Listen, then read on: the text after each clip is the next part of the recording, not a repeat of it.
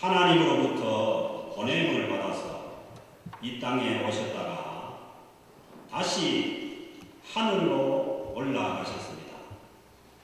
주님의 실체는 하늘에 계셔서 하나님과 삼위일체 하나님 중에 한 분이신 주님께서 성령으로 이 땅에 오셨다가 잠깐 이 세상 가운데 머무시다가 다시 하나님이시기에 하늘로 가셨다는 것입니다. 예수님은 하나님의 아들로 이 땅에 오셨습니다. 베드로의 신앙 고백과 같이 주는 그리스도시요 살아계신 하나님의 아들이십니다. 그런데 하나님께서 이 땅에 오셨다가 가셨는데 무언가를 남겨놓고 가시지 않겠습니까? 주님께서 이 땅에 오셔서 무엇을 이 땅 가운데 남겨주시고 가셨다는 것입니다. 먼저는 예수님의 삶의 모습을 남겨주셨습니다. 이 땅에서 예수님을 따르는 사람들이 어떻게 살아가야 할지를 몸소 보여주셨습니다. 우리가 예수님을 따르는 그러한 삶을 살았기 때문에 구원받는 것은 아닙니다. 주님의 구원은 오직 주님의 십자가의 공로로 얻지만은 주님의 그 십자가의 공로로 구원 얻은 자들이 어떻게 살아야 할지를 보여주시기 위해서 주님께서 이 땅에 공생애를 사신 것입니다. 그렇지 않으면은 그냥 힘든 공생애를 사시지 않고 바로 십자가에 못 박혀 돌아가시면 되는데 왜 삶의 모습을 섬김의 삶의 모습을 보여줬냐 하면 예수 믿고 난 후에 구원받은 자들이 그렇게 살기를 바라고 그 모습을 우리에게 남겨주셨습니다. 그러므로 그리스도인들의 삶의 모습은 예수님을 닮아가야 하는 것입니다. 예수님을 믿는데 자꾸 예수님의 반대쪽으로 가면 그거는 예수님을 잘못 믿는 것입니다. 둘째로 약속하신 대로 성령님을 이 땅에 보내주셨습니다. 예수님께서는 십자가에 돌아가시기 전에 미리 부활하실 것과 하늘로 승천하실 것을 말씀하시고 또 자신이 하나님께로 가시는 대신 땅에 있는 성도들을 돕기 위해서 성령님을 이 땅에 보내주시겠다고 약속하셨습니다. 요한복음 14장 16절에서 내가 아버지께 구하겠으니 그가 또 다른 보혜사를 너희에게 주사 영원토록 너희와 함께 있게 하리라. 예수님께서 하늘로 승천하시면서 마지막으로 제자들에게 부탁하신 말씀이 사도행전 1장 4절에 나와 있습니다.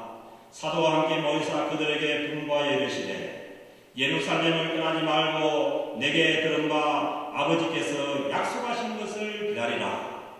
주님께서 약속하신 것이 성령님을 이 땅에 보내시겠다는 약속이었습니다.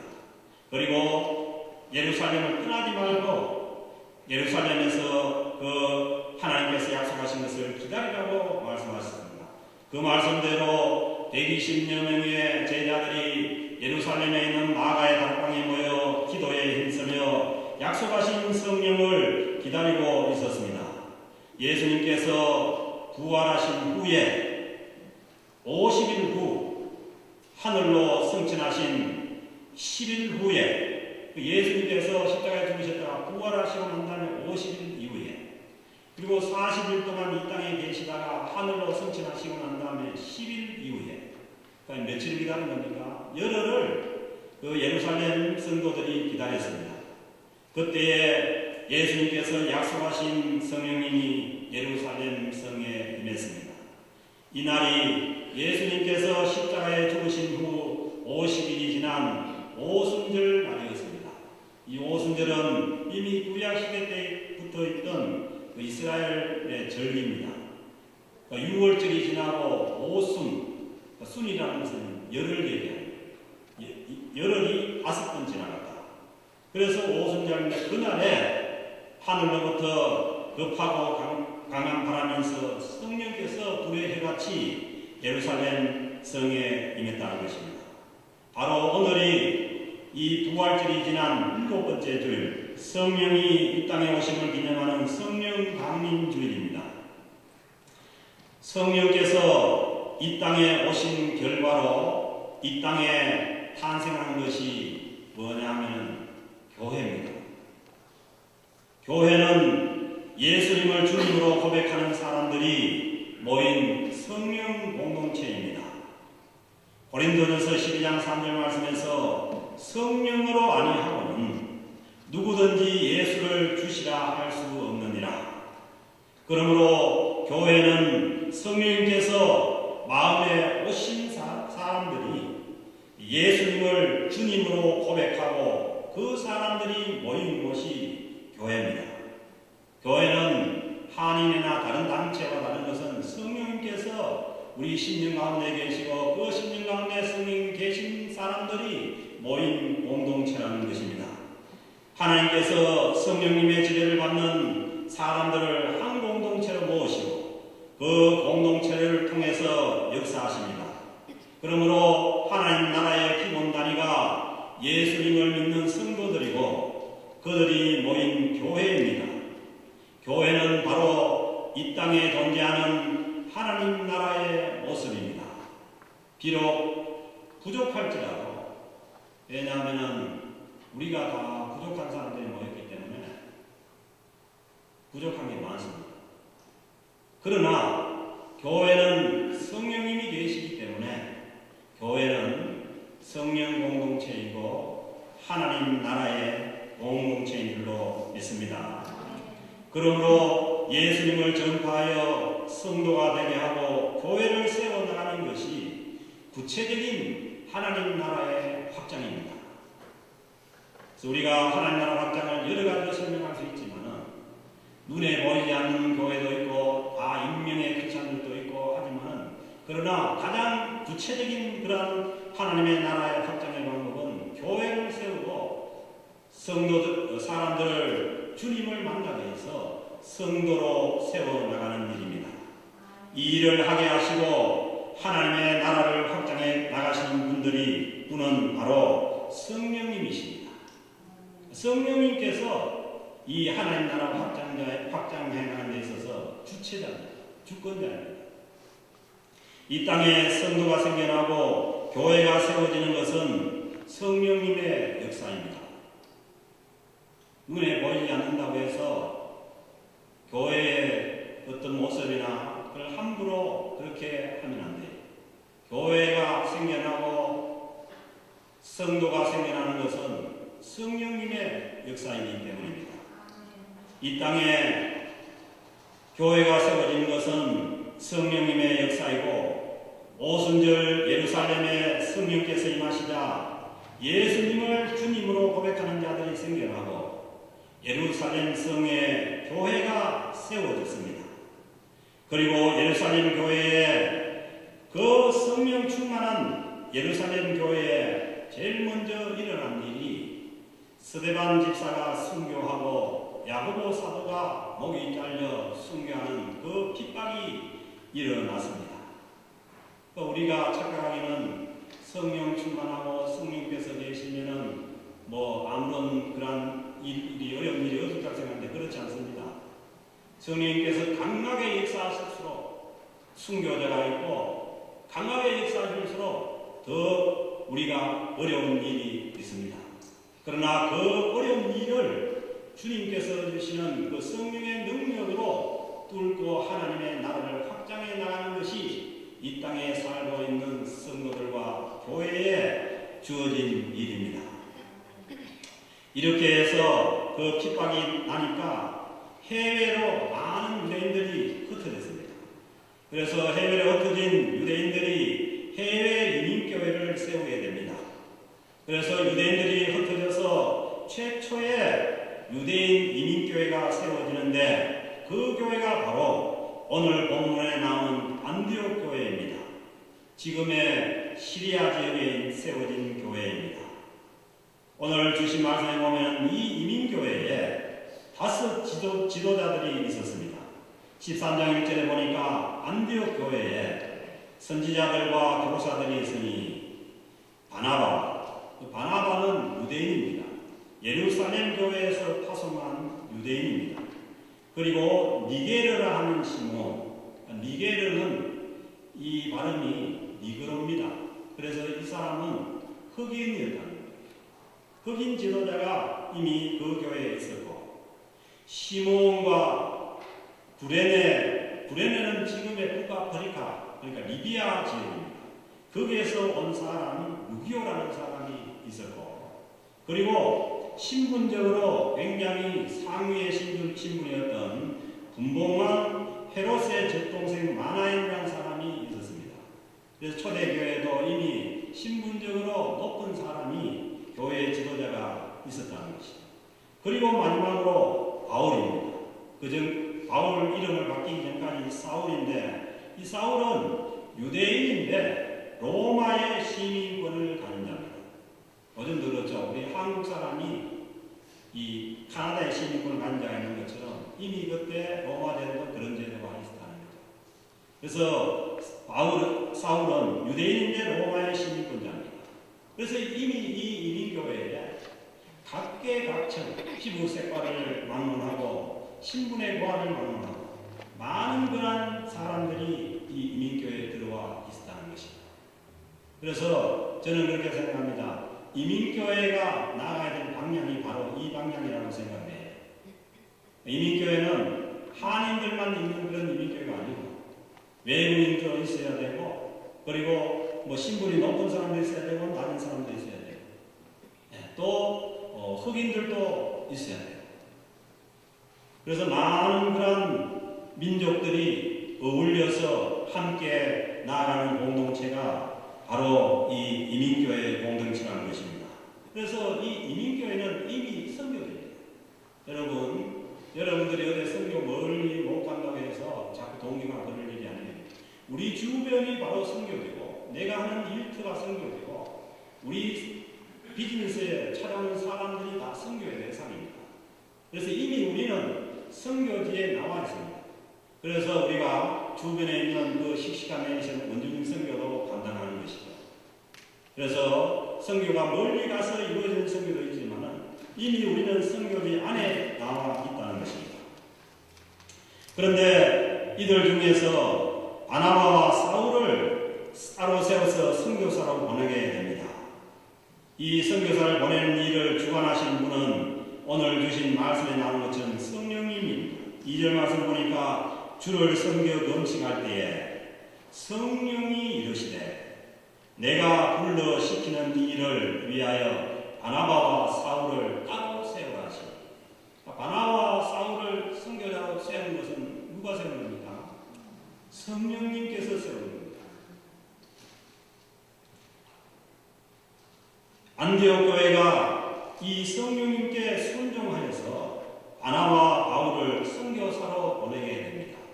그래서 이 선교의 역사는 성령님의 역사이고 하나님의 선교인데, 거기에 교회가 응답하고 성도가 응답함으로 인해서 선교가 이루어지는 것입니다. 그렇습니다. 선교는 성령님께서 주관하십니다. 그러므로 선교를 하나님의 선교 용어 중에 미시오 데이라고 이 라틴어로 하나님의 선교라고 그렇게 말합니다. 이 말은 하나님께서 보내신다는 뜻입니다. 있습니까? 선교는 사람이 보내는 것도 아니고 내가 가는 것도 아니고 하나님께서 보내십니다. 하나님께서 예수 그리스도를 이 땅에 보내셨습니다. 이 땅에 오셨다가 부활 승천하셔서 다시 하늘로 가신 예수님께서 하나님 아버지께 부탁을 해서 성령님을 이 땅에 보내셨습니다. 이 성령님께서 교회를 세우시고 성도를 선교의 현장으로 보내십니다. 아멘입니까? 우리가 나아가는, 성도가 나아가는 모든 삶의 현장은 선교의 현장입니다. 하나님께서 보내시는 선교의 현장입니다. 그래서 여러분들이 선교를 나가지 못하더라도 그 삶의 현장에서 주님의 이름을 전하고 그리고 선교를 감당하면은 거기가 바로 선교의 현장이 되고 주님께서 보내신 현장이 되는 것입니다. 이 성령님께서 교회를 세우시고 성도를 선교 현장으로 보내시고 그러므로 우리 모두는 보냄을 받은 자들입니다. 우리 모두는 우리의 삶의 자리로 보냄을 받은 자들입니다. 오늘은 특별히 성령님께서 김예리 전도사님을 캄보디아로 내보내시는 날입니다. 우리 전도사님이 처음에는 베트남을 가려고 생각하고 모든 계획을 다 세웠어요. 그런데 성령님께서 캄보디아로 가게 하셨습니다.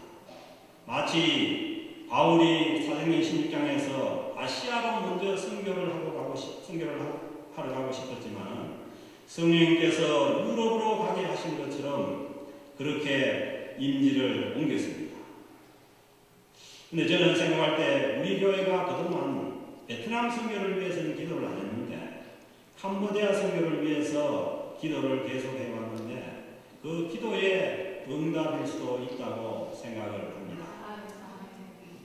하나님이 보내시는 선교에 사람이 순종함으로 하나님의 선교가 이루어집니다.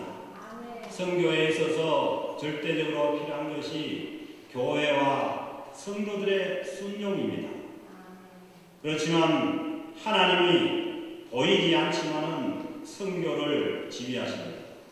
선교는 어떻게 하면 되느냐면 하나님께서 지휘하는 그 지휘봉을 바라보고 나아가면 됩니다. 그래서 저는 제 나름대로 제가 주관해서 선교의 어떤 계획을 비전을 잘 세워졌습니다. 하나님께서 열어주시는데요.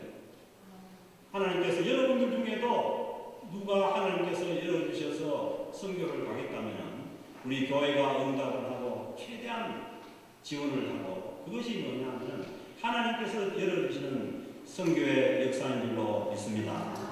올해는 하나님께서 우리에게 길을 열어주셔서 우리 교회 단독으로 식시카 지역의 원주민 선교를 시작합니다. 사랑하는 성도 여러분, 하나님이 주관하시는 이 선교에 응답하는 저와 성도 여러분, 우리 캘거리 영락교회 공동체가 될 수 있기를 주님의 이름으로 축복합니다. 그리고 성령님께 순종해서 선교지를 떠나는 우리 김예리 전사님 위해 하나님의 인도하심과 성령 충만한 은혜가 함께 하시기를 바랍니다. 이 선교를 위해서 기도하시고 후원하시는 모든 분들께 캄보디아 선교에 동참하는 동일한 은혜가 있어지기를 주님의 이름으로 축복합니다. 오늘 주신 말씀대로 이제 오늘 주신 말씀 3절에 보면은 이에 금식하며 기도하고 두 사람에게 안수하여 보내리라. 안디옥 교회에서 바나바와 바울 두 사람을 안수해서 보내는데 오늘 우리 김예리 전사님을 제가 여러분들 대표해서 안수해서 보내도록 하겠습니다. 이제 우리 전사님 나오시기 바랍니다.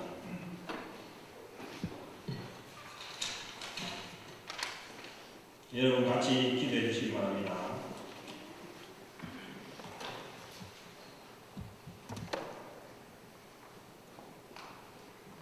자, 우리 같이 기도하겠습니다. 하나님 아버지, 오늘 주님의 이름으로 우리 김예리 전도사님을 안수하여 캄보디아 선교지로 파송합니다. 보내시는 분이 하나님이시오니 우리 전도사님의 선교 사역 위에 주님께서 늘 동행하여 주실 줄로 믿습니다. 늘 성령 충만하게 하옵소서.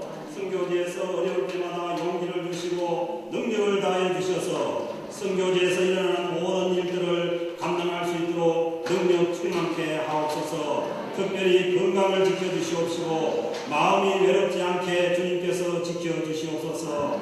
함께하는 모든 분들과 좋은 관계 속에서 선교를 감당하게 하옵소서. 물질에도 부족함이 없도록 주님께서 공급하여 주시옵소서. 우리 캘거리 영락교회 모든 공동체가 함께 기도하며 선교를 후원하게 하옵소서. 예수님의 이름으로 기도드립니다. 아멘.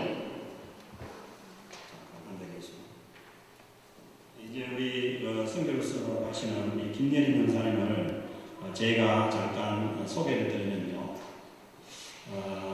이 김재림 전사님이 2004년도 1월 달에 우리 교회에 처음 한국에서 유학을 와서 우리 교회에 참여를 했습니다. 그 전에 안 믿는 집안이기 때문에 신앙생활을 하지 않다가 1월 달에 와서 신앙생활을 시작하고 저도 공교롭게도 2004년 1월부터 신임을 했습니다. 그래서 저하고 동기예요. 그래서 제가 2004년 4월 부활주일에 세례를 줬어요. 그래서 순전히 신앙이 우리 공동체 안에서 자란 것입니다. 그래서 제가 쭉 이 신앙생활하는 모습을 제가 지켜봤을 때 제가 그런 생각을 했어요. 한 5, 6년 지나고 난 다음에 저러다가 잘못하면 신학교 가는 수가 있는데 그런 제가 생각을 많이 했어요. 그런데 아니나 다를까 이제 여기 암브로스 신학교를 가게 되고 또 거기에서 1년 동안 선교 프로그램이 있어서 캄보디아 선교를 나가게 됩니다. 그래서 그 선교는 하나님께서 인도하시기 때문에 어디로 인도할지를 잘 몰라요. 그래서 일단 1년을 계획하고 나가셔서 학교를 졸업해야 되기 때문에 또 돌아와서 학교를 마치고 또 거기가 선교지가 되면 나갈 수도 있고 그래서 제가 지난주에 말씀드린 것처럼 왜냐하면 우리가 지금 자라는 영어권이 있기 때문에 이 이민교회에서는 영어권 자녀들 케어가 굉장히 큰 문제예요. 그래서 거기 가서 영어 가르치는 사회를 하니까 영어가 잘 돼서 영어로 설교를 할 수 있으면 여기 와서 또 영어 설교를 하고 또 우리 영어권이 그 선교지를 책임질 수도 있는 거예요. 그래서 하나님께서 인도하시는 대로 그렇게 하시면 될 줄 믿습니다. 여러분들 제일 좋은 것은요. 우리 공동체 안에서 목회자가 나와서 목회를 감당해주고 우리 공동체 안에서 선교를 감당해 있는 것이 제일 이상적입니다. 그래서 그런 선교사가 없으면 어떻게 되냐면 다른 선교사를 초빙을 해서 파송돼야 돼요.